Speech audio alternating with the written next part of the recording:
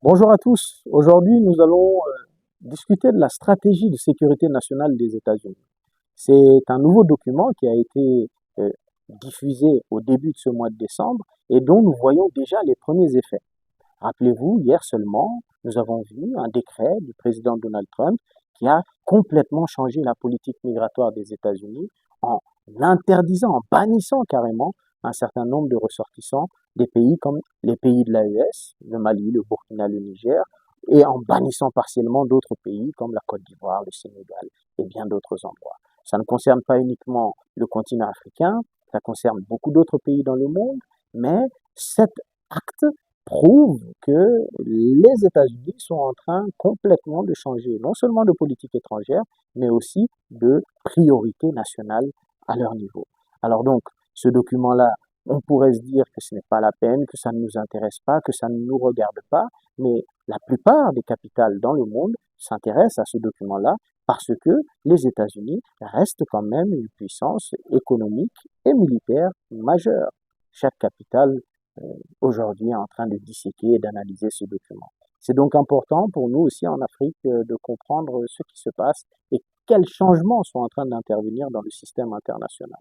C'est pourquoi cette vidéo ne s'adresse pas uniquement à ceux qui vivent au Mali, au Burkina ou au Niger, s'adresse à l'ensemble des Africains et également au reste du monde. C'est pourquoi je vous invite à partager massivement cette vidéo et à faire en sorte que le plus grand nombre de personnes puissent comprendre les bouleversements qui sont en train de se produire dans le monde. Alors, nouvelle stratégie de sécurité nationale américaine. Qu'est-ce qu'une stratégie d'abord? Eh bien, le mot peut paraître assez banal, mais sa signification est importante. La stratégie, c'est un plan concret et réaliste qui vise à établir une connexion entre un objectif qu'on veut atteindre et le chemin qu'on va emprunter pour aller vers cet objectif. Donc, faire la connexion entre les moyens dont on dispose et la fin que l'on veut atteindre. À partir de là, vous comprendrez que cette stratégie des États-Unis démarrerait forcément par un constat de la situation. Que se passe-t-il aux États-Unis? Eh bien, aux États-Unis, selon l'administration Trump, depuis la fin de la guerre froide, l'élite qui a dirigé le pays a peut-être considéré que les États-Unis devaient se mêler de tout et de rien. Et finalement, selon Trump, eh bien, à force de se mêler de tout, eh bien, on ne gère plus rien. Les États-Unis devraient donc se recentrer sur l'intérêt national pur des États-Unis et donc euh, revoir sa politique étrangère. Selon le document en question, un document d'une vingtaine de pages quand même, eh bien, les États-Unis ont commis l'erreur de penser que leur pays pouvait supporter un fardeau qui va d'un investissement massif dans les aides sociales et dans la régulation sur le plan intérieur à une armée massivement présente dans le reste du monde, une diplomatie trop importante, un système d'aide extérieure qui soit un peu trop complexe et lourd pour les États-Unis. La preuve en est la charge qu'a menée l'administration Trump sur le service gouvernemental USAID. Donc c'est dire que l'administration Trump, dans sa stratégie, estime que les États-Unis doivent radicalement changer de posture. Et cela donc appelle à comprendre, selon Trump, que le globalisme qui a toujours été promu et qui a encouragé une certaine forme, comme il le dit, de wokisme. Le wokisme, c'est une forme de culture selon laquelle eh bien, certaines pratiques seraient complètement normales, comme le changement de sexe à tout va, les enfants qui pourraient choisir eux-mêmes ce qu'ils sont, s'ils sont des animaux ou s'ils sont, je ne sais pas, d'un sexe ou d'un autre, et qui auraient donc débridé la société américaine. Mais il ne s'arrête pas à ce globalisme et à ce wokisme, il estime également que le libre-échange, c'est-à-dire le commerce international entre les pays, a été inégal envers les États-Unis et a détruit le tissu économique américain. On l'a vu, beaucoup d'entreprises se sont délocalisées dans d'autres pays parce qu'il y avait des avantages énormes à le faire et ont réexporté ce qu'ils produisaient ailleurs sur le territoire américain. faisant une concurrence qui a détruit les entreprises américaines. Et donc, c'est pour ça un peu que dès qu'il est arrivé, eh bien, il a remis en cause tous ces accords commerciaux et a demandé à ce que tout cela change pour que les industries reviennent dans leur pays. Donc, dans le constat, les États-Unis estiment qu'il y a un risque de déclin de l'Amérique. Et ce risque de déclin, il est réel.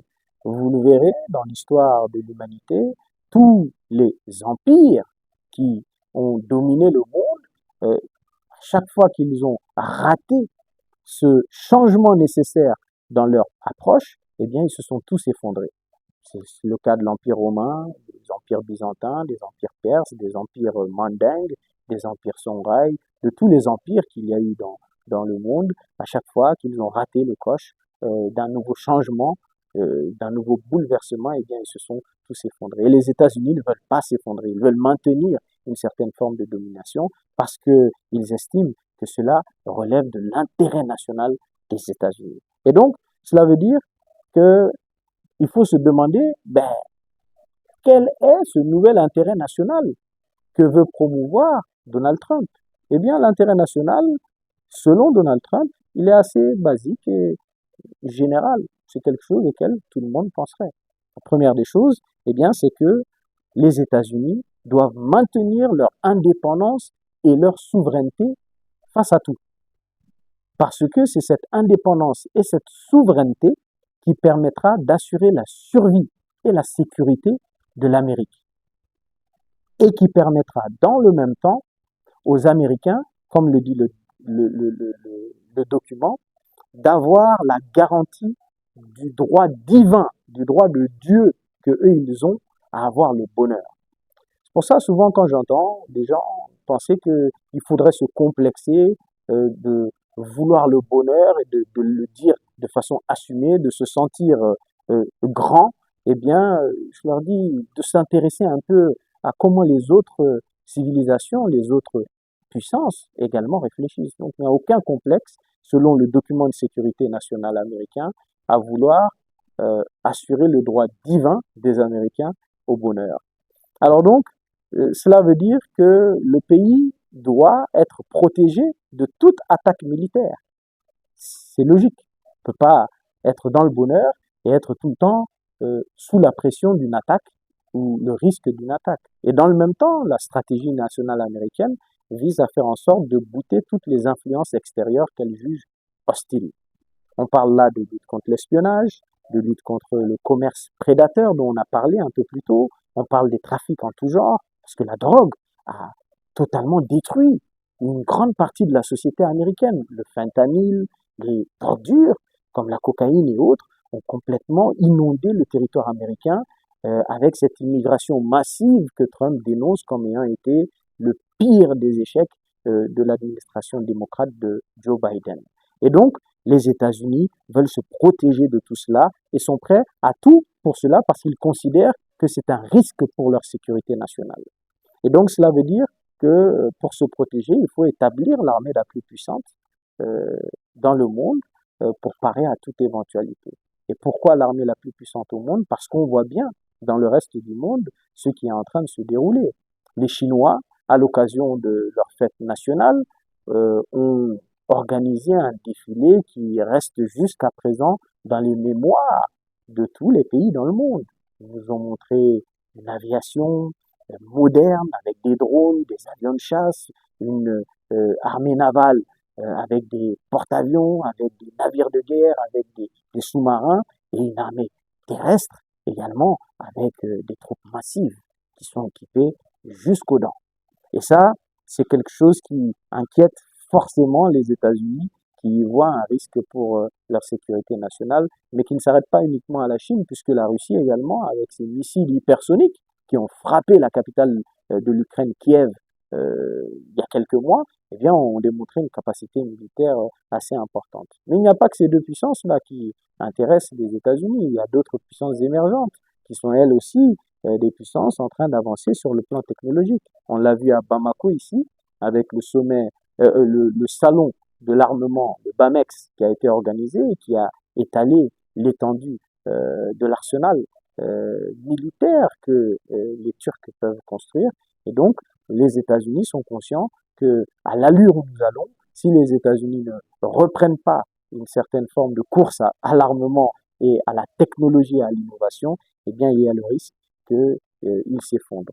Mais malheureusement, chacun le sait, la course à l'armée la plus puissante au monde doit être financée par une économie aussi forte. Et donc, l'intérêt national des États-Unis, selon le document, c'est de bâtir aussi une économie innovante et dynamique qui puisse driver, tirer le reste de l'économie mondiale. Et donc, les États-Unis, dans leurs documents, ne sont pas dans une logique de renier leur passé ou de s'en gêner.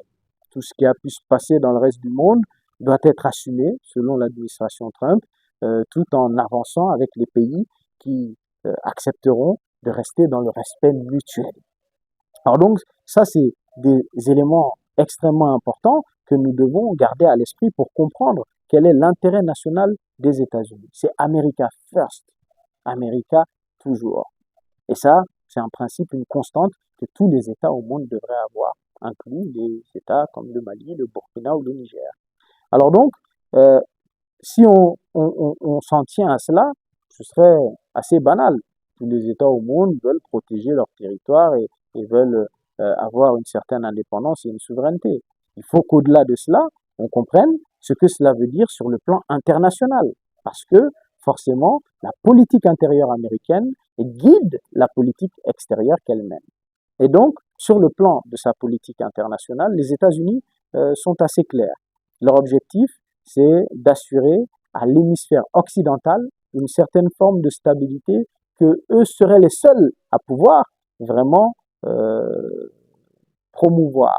Une stabilité relative qui permettrait d'éviter aux États-Unis de revivre la hantise que les Américains ont, c'est-à-dire l'immigration illégale massive qui a frappé le territoire national et qui reste dans les esprits des Américains. Donc pour cela, leur priorité, c'est dans cet hémisphère occidental, la coopération anti-drogue, la lutte contre les influences extérieures et donc le retour aussi à ce que les États-Unis ont toujours promu, c'est-à-dire une doctrine Monroe. Monroe, c'était un président américain, James Monroe, qui en 1823 a expliqué ce que doit être la ligne directrice de la politique extérieure américaine. Le premier point, c'est que les deux continents américains, l'Amérique du Nord et l'Amérique du Sud, doivent rester sous le contrôle des États-Unis. Et personne ne devrait avoir le droit de se mêler de ce qui se passe sur les deux continents américains. C'est ce qui explique la reprise d'une certaine forme d'énergie à l'endroit des pays sud-américains. On le voit avec le Venezuela, où tout récemment il y a eu un blocus imposé sur l'ensemble des pétroliers du Venezuela. Il y a également le rapprochement avec certains autres régimes de la zone, en Argentine avec Javier Milei, au Chili et dans d'autres pays. Donc il y a cette volonté de goûter ce qui commençait à être une influence chinoise très importante en Amérique du Sud. Et on l'a vu notamment avec le canal de Panama, où les États-Unis ont imposé par la force, en quelque sorte, le retrait des Chinois de ce canal-là, parce que les États-Unis le considèrent comme un intérêt vital pour leur pays.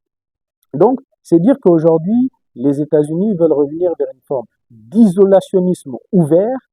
C'est assez spectaculaire comme terme, mais d'isolationnisme ouvert qui vise non seulement à préserver son précaré, mais dans le même temps à assurer son accès à toutes les ressources naturelles qui vont l'aider à maintenir son statut de numéro 1 militaire, à renforcer son statut économique par l'innovation, et une innovation qui ne peut pas aller sans les ressources naturelles. Le lithium, le cobalt, le gaz, le pétrole, ce sont tous des sujets qui intéressent fortement cette stratégie américaine et qui vont guider la politique américaine au lieu de la disperser dans trop de pays. Vous voyez? Et la stratégie le dit, la première des priorités, ce sera donc contrer la montée en puissance de la Chine dans l'Indo-Pacifique, assurer donc la liberté maritime dans cette zone. Deuxièmement, de revoir au niveau du Moyen-Orient la situation générale. C'est pour ça qu'il y a eu plusieurs visites, notamment les visites du roi d'Arabie Saoudite à plusieurs occasions. On l'a vu également dans les dossiers syriens, dans les dossiers concernant la Palestine, où les États-Unis sont véritablement en train d'essayer d'empêcher, et c'est ce que le document dit, d'empêcher toute puissance adverse d'avoir un contrôle sur le gaz et le pétrole dans cette zone. Mais en Afrique également, il y a un intérêt qui est là. L'intérêt est beaucoup moins important, mais il se concentre essentiellement sur les pays qui disposent de nombreuses ressources. Les pays comme le Congo et le Rwanda, où il y a eu des accords, des pays comme le Mali restent des pays de grands intérêts, le Sénégal, la Côte d'Ivoire, bref, les zones où il y a des ressources assez importantes restent des zones de grand intérêt pour Donald Trump. Alors donc, tout ceci pour vous dire que les États-Unis sont en train de revoir leur positionnement et estiment que le fardeau qui leur est imposé en quelque sorte par le système actuel est insupportable. Ils l'ont eu, ils l'ont dit en ce qui concerne la guerre en Ukraine, ils le redisent en ce qui concerne le fonctionnement de l'OTAN, où ils veulent que les Européens augmentent leurs dépenses de défense à hauteur de 5%. Et donc tout cela montre un changement vraiment des Américains, un désengagement international et une réorganisation des priorités de cela. Il faut comprendre qu'aucun pays dans le monde, aucune puissance dans le monde ne va non plus rester assise à observer cette stratégie être mise en œuvre par Donald Trump. Donc ce n'est pas parce qu'ils ont une stratégie qui semble cohérente que cette stratégie va forcément remporter l'adhésion de l'ensemble de la communauté internationale. Donc, les Russes, les Chinois, l'ensemble des BRICS et les pays africains également doivent eux aussi avoir une position claire par rapport à cet appel à un nouveau système international. Et je crois que dans nos pays africains, nous avons aussi cette obligation de comprendre le moment que nous sommes en train de vivre. L'Afrique n'est pas tout simplement un terrain qui doit être un terrain de désespoir et de résignation. Ils le veulent, ils peuvent réussir à se remettre sur leurs pieds et à entamer le combat pour s'en sortir. Le Mali le démontre, le Burkina et le Niger également.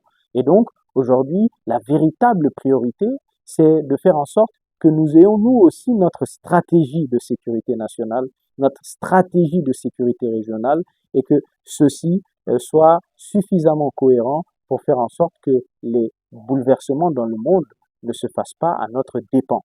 Parce que le plus souvent, les puissances nucléaires, entre elles, n'iront certainement pas jusqu'à se faire la guerre directement. Ce sont les périphéries qui vont être les plus chaudes, et les périphéries, le plus souvent, ce sont nos continents africains, les zones du Moyen-Orient, l'Amérique latine, certains pays d'Asie du Sud-Est, l'Europe de l'Est. Et donc, c'est dans ces zones-là que chacun doit comprendre qu'il est temps, enfin, de reconstruire sur des bases beaucoup plus saines, de faire en sorte de se protéger et d'adopter des comportements qui préservent nos intérêts nationaux. La première des choses, chose qui est fortement appréciable, notamment dans l'AES, c'est la question de la défense et de la sécurité.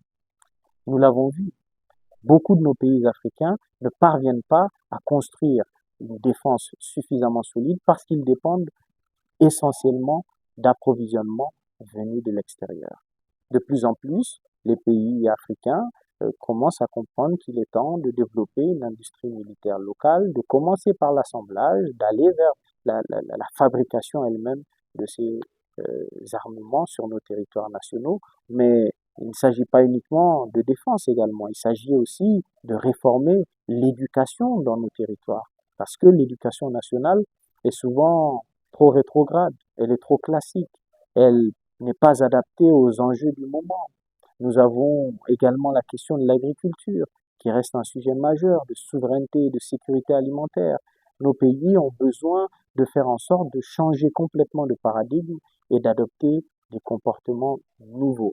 L'un d'entre eux, qui revient le plus souvent dans toutes les stratégies de tous les pays, qu'elles soient américaines, européennes, russes, chinoises ou autres, c'est le retour de deux valeurs qui sont très importantes, le mérite et la compétence.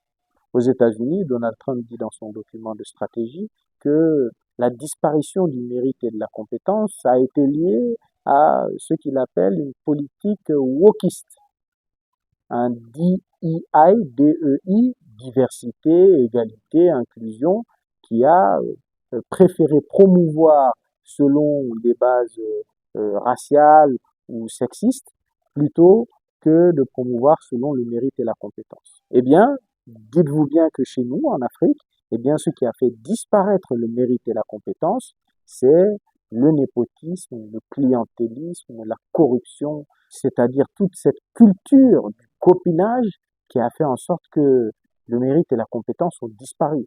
Or, le retour au mérite et à la compétence, notamment pour les pays africains, est plus que vital, notamment et surtout pour l'AES. Plus que vital, pourquoi? Eh bien parce que l'environnement international va être de plus en plus concurrentiel et les secteurs technologiques, les secteurs d'innovation vont être les secteurs qui vont déterminer les puissances de demain. Je vous donne un exemple assez simple. On voit tous aujourd'hui l'intelligence artificielle. Elle paraît être banale. Et pourtant, cette intelligence artificielle est progressivement en train de faciliter le travail de beaucoup d'entreprises. Imaginez une entreprise qui passait 2 heures de temps dans la rédaction de courrier, dans la réception de courrier, dans le comptage des produits qu'ils ont dans l'entreprise et qui a aujourd'hui une intelligence artificielle qui lui fait gagner 2 heures de temps qu'elle peut consacrer à autre chose. Eh bien, si le monde entier se met à utiliser l'intelligence artificielle et gagne ces 2 heures de temps, si l'intelligence artificielle a ses serveurs dans un autre pays, ce pays peut tout simplement sanctionner nos pays et nous couper l'intelligence artificielle. Et donc, le monde entier aura 2 heures de temps de plus à développer son économie que nous. Donc, nous devons réfléchir à comment faire de l'intelligence artificielle chez nous aussi. Je vous donne un autre exemple, c'est celui des crypto-monnaies, Bitcoin et les autres cryptos. Aujourd'hui, ce sont des réserves de valeur, des outils d'innovation qui sont en train d'être adoptés de plus en plus par la finance internationale et qui méritent l'intérêt des États africains et une véritable stratégie pour faire face à ce nouvel enjeu international. Et donc, je crois qu'aujourd'hui, nous avons des occasions, des opportunités formidables de faire en sorte que la recomposition du système international se fasse en écoutant et en entendant les Africains. Mais pour cela, il faudra que nous-mêmes ayons conscience de ce qui se passe dans le monde. C'est pour ça que je fais ces vidéos, c'est pour ça que je parle de tous ces sujets-là, parce que les relations internationales, la géopolitique, la géostratégie définissent ce qui se passe au niveau intérieur. Et donc, si vous avez aimé cette vidéo, ce à quoi je vous invite, c'est d'abord à vous abonner à notre page, mais aussi à partager massivement cette vidéo pour qu'elle puisse toucher le plus grand nombre de personnes. Si vous avez également aimé cette vidéo, j'ai sorti un livre qui s'appelle Mali 3.0, qui est disponible sur Amazon et qui est également disponible dans beaucoup de librairies et que vous pouvez acquérir pour approfondir la discussion sur ces différents sujets. J'y parle de politique intérieure au Mali, j'y parle d'histoire un peu du Mali, je parle également de sujets régionaux, continentaux et mondiaux qui vont structurer le Mali et l'Afrique de demain. Donc, merci à vous tous et à très bientôt. Au revoir.